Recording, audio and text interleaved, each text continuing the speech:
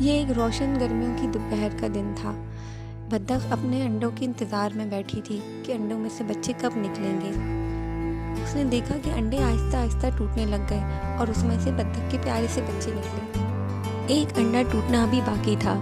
وہ دوسرے انڈوں کی بنسبت سائز میں تھوڑا سا بڑا تھا۔ تھوڑا وقت گزرنے کے بعد وہ انڈا بھی ٹوٹنا شروع ہو گیا۔ بطخ بہت خوش ہوئی جب انڈے میں سے بچہ نکلا۔ بطخ کو یہ سمجھ نہیں آیا کہ یہ بچہ دوسرے بطخ کے بچوں کی طرح بالکل نہیں دکھ رہا تھا۔ یہ تھوڑے گرے کلر کا تھا اور وہ دوسرے بچوں کے بنسبت تھوڑا خوبصورت بھی نہیں تھا۔ سارے بچوں کو لے کے بطخ تالاب میں چلی گئی۔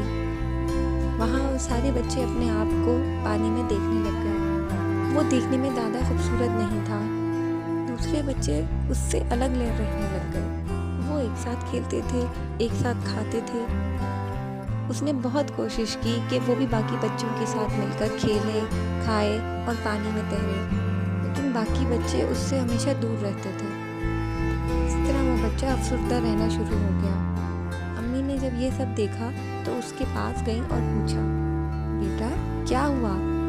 اس نے بتایا، امی میرے بھائی بہن میرے ساتھ کھیلنا نہیں چاہتے کیونکہ میں ان کی طرح خوبصورت نہیں ہوں۔ اس کی امی نے اسے بہلایا، بیٹا اچھے اور برے لگنے سے کچھ نہیں ہوتا، بس سب کی عادتیں اچھی ہونی چاہیے، اس سے سب خوبصورت لگنے لگتے ہیں۔ میں تمہارے ساتھ کھیلتی ہوں۔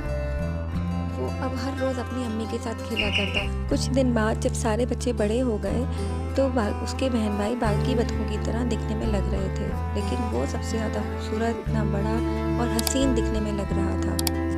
پھر سب کو یہ بات سمجھ آ گئی کہ یہ تو سوان ہے۔